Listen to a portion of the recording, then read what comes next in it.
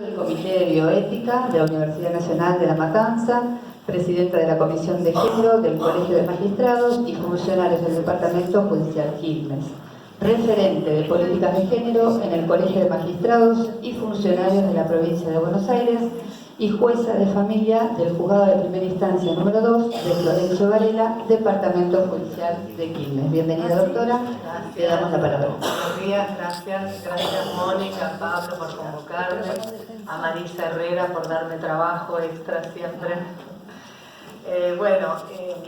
El título es medidas cautelares, medidas autosatisfactivas, pero hablando con Marisa, ella dice, darle una vuelta e incorporar la evolución filosófica jurídica en el marco de, como si fuera tan fácil, para ella sí, para nosotros tenemos que estudiarlo e investigarlo. ¿Cuál es la evolución histórica, filosófica, jurídica, tomando este tema como disparador, que atravesó todo el Código Civil último, el nuevo?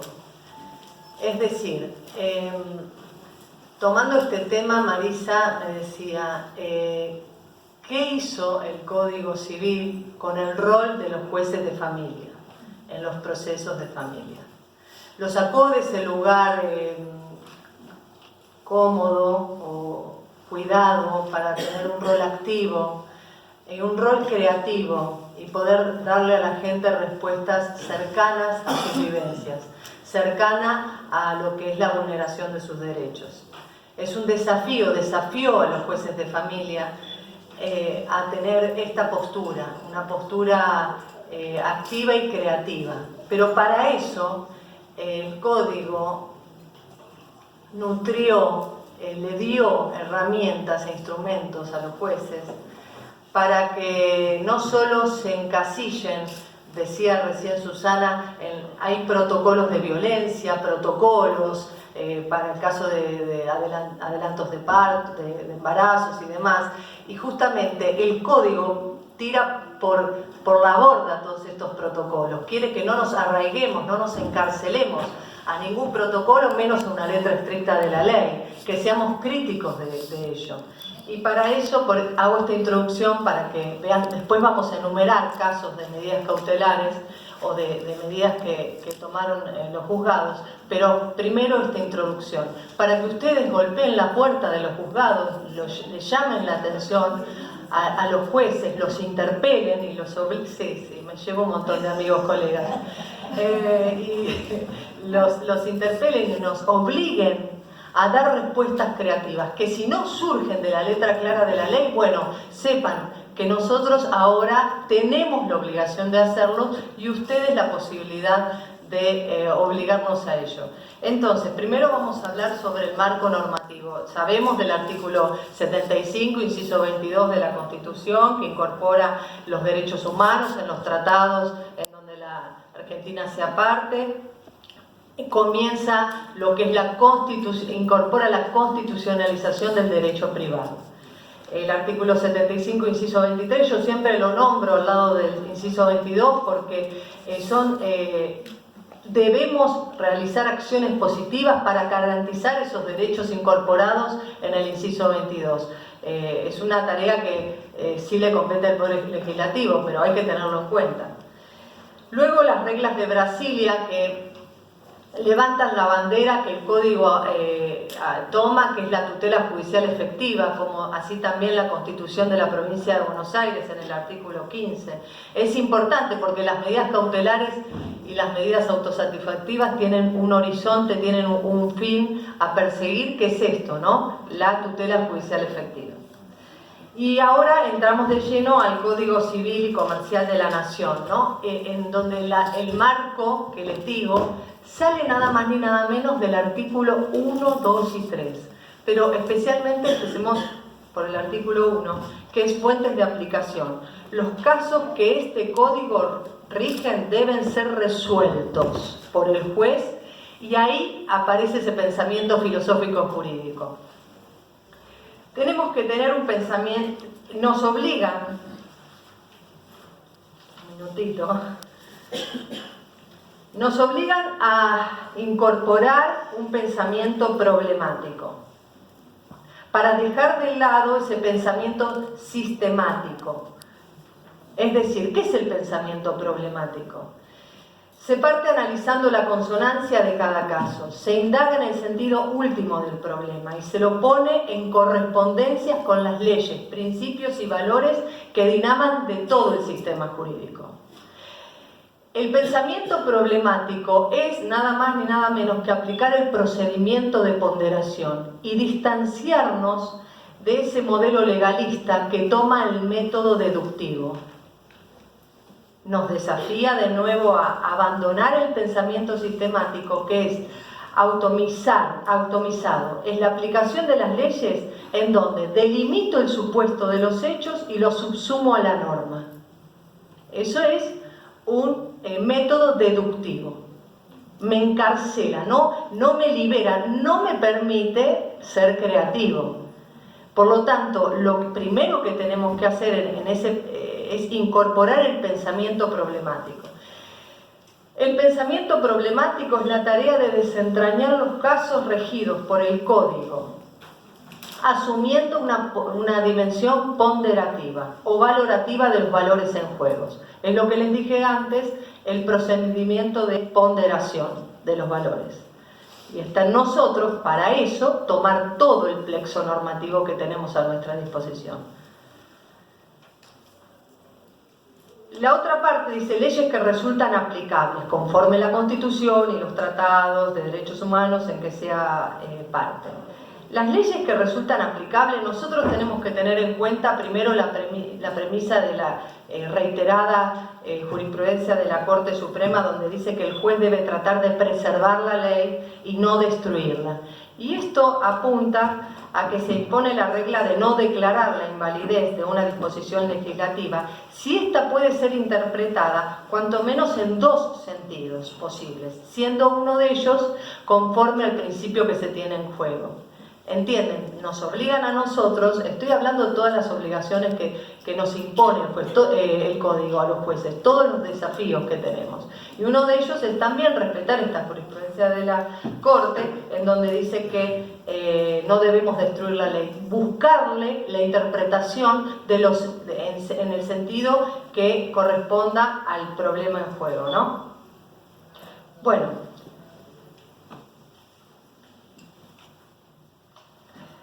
Tenemos también cómo interpretar la ley. Dos puntos en este tema. Uno es la letra estricta de la norma.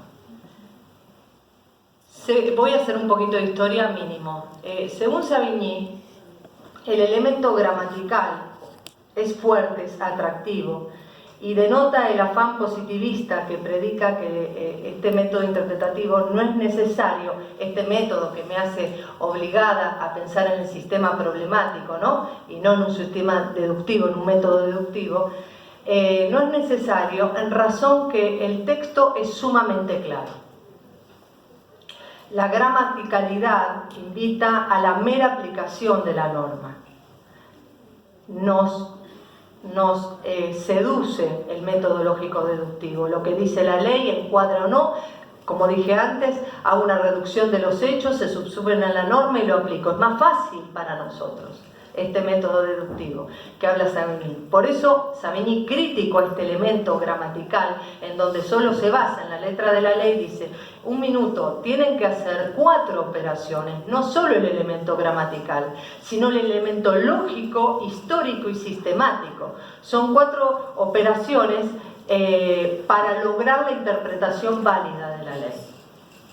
Quedarnos nada más que en la letra de la ley, que es muy atractivo porque es más fácil, no nos da una respuesta cercana a la gente. En la otra parte del artículo, bueno, vos ya pasaste, pero no importa, la otra parte del artículo habla sobre la finalidad, que hay que tener en cuenta la finalidad de la norma. ¿Y por qué se incluyó la finalidad de la norma? Dejando de lado lo que Pérez Arfiel decía, el espíritu que tuvo el legislador, ¿no? La intención del legislador. Porque de esta manera no nos limitamos a la intención histórica u originalista que tuvo el legislador en el momento que pensó la norma, sino que nos permite una consideración de las finalidades objetivas del texto en el momento actual de la aplicación. El transcurso del tiempo hace que la ley cobre vida propia y autónoma, de tal modo que deviene más inteligente muchas veces la norma en el transcurso del tiempo que el legislador en ese momento histórico, porque la norma se fue ayornando y nos obliga a pensarla distinto según el momento en que la vamos a aplicar. Por eso les estoy dando el fundamento de por qué introdujo en el artículo 1 según la finalidad de la norma. El texto de una ley no puede quedar indefinidamente vinculado en el sentido histórico. Por eso se emplea la noción de finalidad, para posibilitar la interpretación evolutiva y juzgar así si se ha hecho o no un abuso del derecho. Y enseguidamente lo relacionamos con el artículo 10, que dice que precisa el abuso del derecho en cuanto éste se contraríe a los fines del ordenamiento jurídico. El artículo 10 pone en juego, pone en relieve el abuso del derecho. ¿Qué es el abuso del derecho? Ir, fallar, resolver contra los fines de la norma. Por lo tanto, va íntimamente ligado a esta parte del artículo. Los jueces debemos tener en cuenta la finalidad actual, en el momento preciso, con las consonancias del caso, en el momento de resolver. Bueno, luego viene el artículo 2, en donde dice que la ley debe ser interpretada... no importa. La ley debe ser... La ley debe ser interpretada teniendo en cuenta sus palabras, sus finalidades, las leyes análogas, las disposiciones que surgen de los tratados sobre derechos humanos, los principios y los valores jurídicos, de modo coherente con el ordenamiento interno.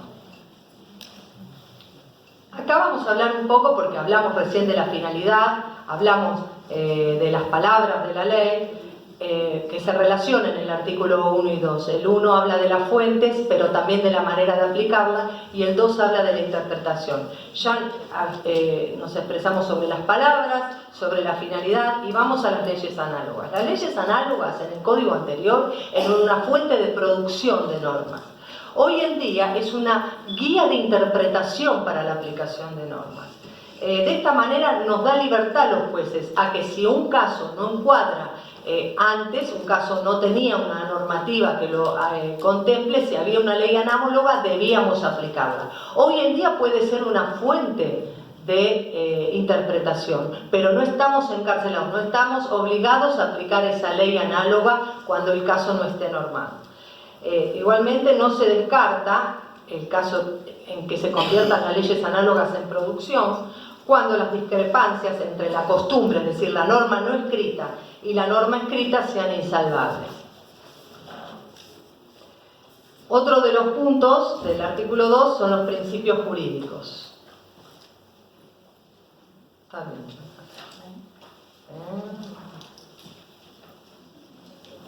Ya está, el que viene. Los principios jurídicos que también nos ponen son mandatos nos ponen para respetarlos, observarlos y aplicarlos, son mandatos de optimización del sistema jurídico. Son normas de interpretación, son un control axiológico en el plano moral, porque son todos aquellos que incorporan los valores de derechos humanos, son supletorias cuando hay lagunas, sí se puede aplicar directamente de forma operativa. Los tratados internacionales surgidos o los principios jurídicos que generalmente surgen de los tratados internacionales y del derecho en su conjunto. Y recurrir a los principios jurídicos ayuda a despojar dudas entre varias interpretaciones posibles, escogiendo aquella que mejor se ajuste al principio en juego. Por lo tanto, habíamos hablado de la jurisprudencia de la Corte de Nación, que no se debe destruir una ley, sino se debe ir por la validez, es decir, no declarar livianamente la inconstitucionalidad de esa ley, buscarle los sentidos posibles. Bueno, también se puede hacer uso de los principios jurídicos para buscar ese sentido posible que se ajuste al derecho en juego. En todas las culturas jurídicas se repite un ciclo que consta de descubrimientos de problemas, formación de principios y consolidación del sistema jurídico en consecuencia.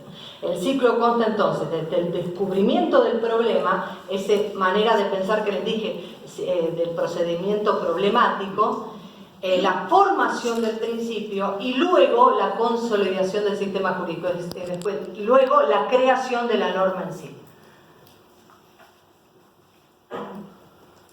Bueno, también el artículo 2 habla de los tratados sobre derechos humanos, lo he mencionado varias veces, pero como dije antes, son también, junto con los principios jurídicos, mandatos de optimización que ordenan realizarlos, tienen una aplicación operativa. La conclusión en esta primera parte es superar la limitación de una interpretación exegética, es decir, un método deductivo, como les expliqué, dando libertad al juez para recurrir a las fuentes disponibles en todo el sistema, aplicando el procedimiento de ponderación de valores jurídicos en juego. El artículo 3 también habla del deber de resolver. El juez debe resolver asuntos que sean sometidos a su jurisdicción mediante una decisión razonable fundada. Esto es porque se opone férreamente a la teoría de la arbitrariedad, ¿no? Quiere que el juez fundamente. El tema que el 1 y el 2 le dan cómo fundamentar. Seguridad jurídica con equidad y bien común, con eficacia en la realización de los bienes adquiridos. El artículo 3 es importante porque no es solo que el juez debe resolver fundadamente, sino que además debe garantizar que esa resolución tenga una eficacia en su cumplimiento. Bueno, y el resumen, que es el procedimiento de ponderación entre derechos competitivos cuya estructura se une mediante argumentos, antes procesos lógico y deductivo, y ahora es un proceso abierto a una síntesis provisional del sistema. Vamos de lleno al Código Civil y Comercial de la Nación, y especialmente los procesos de familia.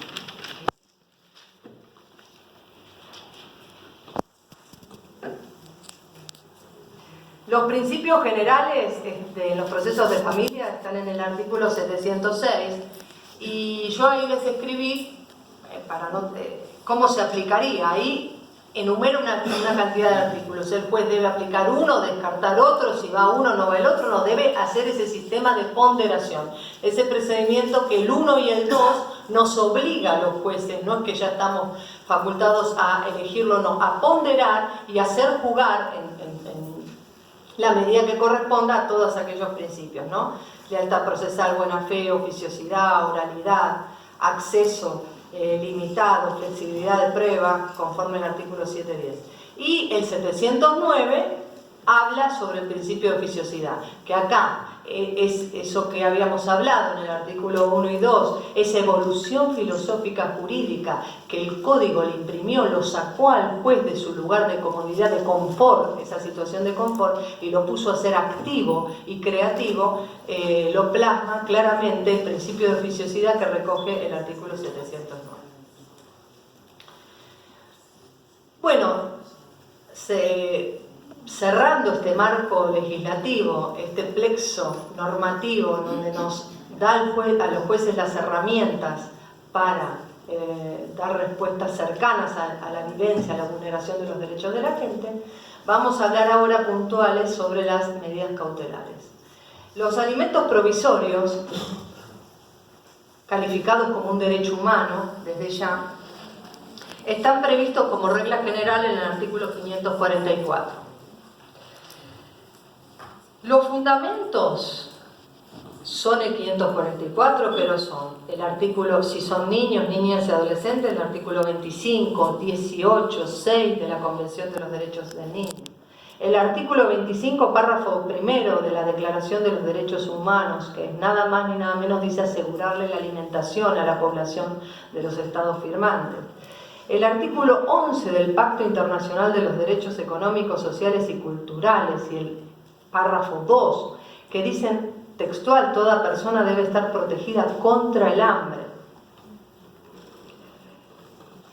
Por lo tanto, tenemos una manera amplia de poder fijar alimentos provisorios, tomando no solamente el 544, sino todas las normas internacionales que les acabo de mencionar. Y después están los alimentos provisorios en la acción de filiación, que hay dos. Ahí hay uno, que el primero 586, que es desde el comienzo o durante el proceso o desde el comienzo de la acción de reclamación de filiación extramatrimonial, pero hay otro que es el 664, que permite peticionar alimentos provisorios antes del comienzo de la acción de reclamación de filiación extramatrimonial. En ambos el fundamento es el derecho a la igualdad entre hijos matrimoniales y extramatrimoniales. Los hijos matrimoniales desde el primer día de su concepción y desde el primer día de su nacimiento ya tienen asegurado un derecho alimentario por los padres. En cambio, los hijos extramatrimoniales no. Por eso tenían que iniciar una acción de reclamación. Lo tienen asegurado solamente por la madre gestante. De ahí ponerlos en una igualdad y ser flexibles a la hora de otorgarlos, justamente porque si no se estaría violando el artículo 2 de la Convención de los Derechos del Niño y el artículo 28 de la Ley 26061. Ponerlos en un plano de igualdad a los hijos matrimoniales de los extramatrimoniales. También poner en un plano de igualdad y no discriminación a la mujer con el hombre, porque la mujer desde ya es la gestante, es la que lo tiene, está obligada a proporcionarle alimentos. Al hombre hay que irlo a buscar a la justicia. Entonces, otorgarle, fijarlos de manera flexible los alimentos provisorios, también la pone a la mujer en un plano de igualdad para con el hombre. Y el 553 habla sobre las medidas para asegurar el cumplimiento, y de ahí, bueno, el 553 es palmario, ¿no? El deber creativo que tienen que tener los jueces para lograr que esas medidas tengan eficacia, que se cumplan. Y ahí hay un fallo de Mendoza, de un juzgado de familia de Mendoza, en donde no solo le suspendió la salida del país, sino la realización le impuso la obligación de la realización de 20 horas de trabajo comunitario en beneficio de los jóvenes alojados en las dependencias del sistema de responsabilidad penal juvenil.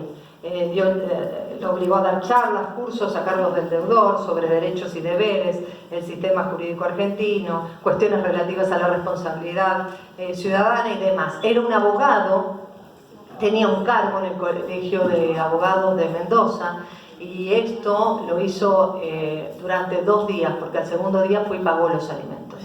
Entonces, a veces está esto escrito en la ley, surge de algún protocolo, no surge de nada, solo de la obligación y de que ustedes nos obliguen a ser creativos. Cuando salió esto, como también pintar una escuela, el juez de Mendoza es muy creativo, lo hizo hacer pintar una escuela, una especie de approbation, ¿no? Decía, entonces se cuestionó este fallo, porque dijo, el juez de familia puede obligar en cuestiones como approbation, en cuestiones de la legislación penal, aplicar un juez de familia. Bueno, por la interpelación que me hizo a mí Marisa, en el sentido, las medidas cautelares no las enumeren ni digan la normativa que las prevé, sino a ver de qué herramientas tienen los jueces para ser creativos y tomar figuras de otros derechos, de otras ramas, para poder hacer eficaz el cumplimiento de su medida. No tengo que decirles que todo va en mira del interés superior del niño, artículo 3 de la Convención de los Derechos del Niño, que no lo nombré, porque yo creo que la gente debe estar harta que uno lo nombre ese artículo. Además, todo lo justificamos. No lo explicamos. Todos hablamos todo el tiempo del interés superior del niño, pero no en todos los juzgados tenemos la misma devolución que estás diciendo vos, de la creatividad que tenemos los abogados para sacar la situación. Sí. Claro, exacto. No todos los jueces, no todos los empleados judiciales tienen la accesibilidad que veo. Yo no te conozco porque no pero está bueno que esto también lo escuche preocupado. Sí, quiero decir una cosa, yo estoy hablando desde el marco teórico, después los abogados que sí hacen podrán hablar de mi actuación. Esto es un marco teórico que le da herramientas, la verdad nos pone a todos a prueba. Es un marco teórico que me imagino que debes utilizar. Sí, no puedo decirlo yo, pero lo que Sí, lo utiliza, la doctora lo utiliza. Yo litigo en el juzgado. Lo que quiero decir con esto es que yo pongo un disparador para pensarlo, desde el lado de nosotros. Yo nos pongo a nosotros como obligados primero. Pero también es una manera de que ustedes nos obliguen a nosotros a hacer esta creatividad, ¿no? Darle una respuesta más cercana al sufrimiento de la gente. Tengo que hablar después de un caso en donde por ahí va un llamado de atención a los abogados, pero después...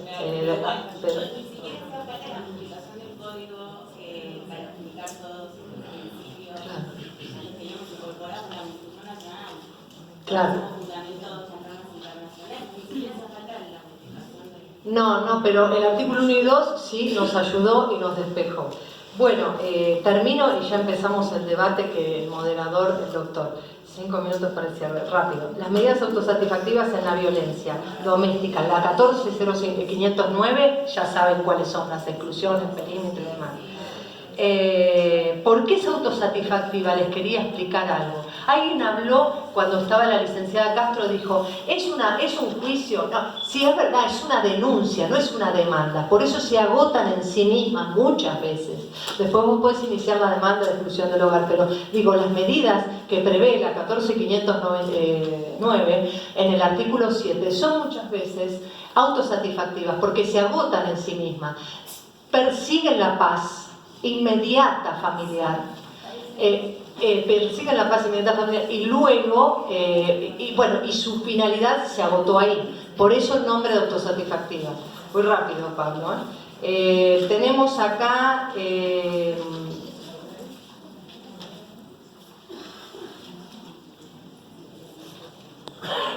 a ver qué puedo pasar. Acá, en una violencia, en una denuncia por violencia, que se abrió un expediente en consecuencia, es importante el informe de la trabajadora social, en donde dice, les voy a leer la parte que yo subrayé, contemplar la vulnerabilidad psicofísica que atraviesa, baja autoestima, vergüenza y miedo. Se sugiere que puede realizar este proceso de fortalecimiento a resguardo por un tiempo aproximado de 2 a 3 meses, para luego reingresar a su vivienda, con la consiguiente exclusión del señor A. Reconstruirse a través de la autovaloración y la posibilidad de adquirir mayor seguridad a fin de romper el círculo destructivo de la violencia. Dice, ojo, va una exclusión, va un perímetro, pero tenés que trabajar un tiempo para fortalecer, para que pueda ella romper el círculo de la violencia que viene a continuación cuando ella explota. Puede venir una debilidad y dejarlo entrar y demás circunstancias que nos imaginemos. Entonces ahí me recomiendan un procedimiento, una reconstrucción de la autovaloración. Para eso necesitamos recursos municipales y del Poder Ejecutivo y demás, ¿no? Porque, como bien dijo la licenciada antes, nosotros no tutelamos los tratamientos. Eso también es una manera por ahí nosotros de ver las resoluciones si podemos incorporar y obligar a otros poderes del Estado. Bueno, pasamos así,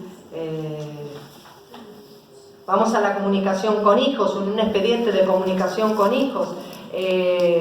Surge en el artículo 12, en la audiencia del artículo 12 con el niño, una posible situación de abuso por parte del progenitor que estaba reclamando el régimen comunicacional. Entonces ahí, ¿qué se hizo? Se suspendió la tramitación de ese proceso, se le prohibió acercamiento, cese de hostigamiento hacia la demandada y los hijos, se le otorgó el cuidado personal provisorio a la progenitora y se le ordenó también de manera provisoria pagar alimentos. Vamos al reintegro de hijos, ya termino. Vamos al reintegro de hijo. Artículo 7 y 16 del Código Civil. ¿Qué nos rige en el reintegro de hijo? El centro de vida, que lo dice el artículo. Lo dice el artículo 3 de la 26061, el inciso C y el inciso F. El inciso C nadie lo nombra como centro de vida. Dice el respeto al pleno desarrollo personal de sus derechos en su medio familiar, social y cultural. Todos me nombran el F, el inciso F. Y ese es importante porque el reintegro de hijo, que se puede tomar como en el marco de una medida cautelar, es una acción, quiero aclararlo, pero debe ser tramitada de manera con lapsos tan breves y cortos para que no se consolide una situación contraria a la ley, que la incluí en este tema por eso. Y ven el plexo normativo que tenemos, artículo 3 de la 26061, también marca el centro de vida, pero también marca el respeto a su ámbito cultural para el desarrollo. Bueno, el artículo 3 de la Convención de los Derechos del Niño, el artículo 4 de la ley 13298, en donde también me marca un horizonte y una guía a seguir, de la cual no me puedo ir, que es el interés superior del niño. Y también marca una serie de pautas como para interpretar qué es el centro, qué es el interés superior del niño. ¿Cómo bilateralizo ese reintegro de hijo? ¿Lo puedo hacer? ¿No lo puedo hacer? Si se me ocurre porque las circunstancias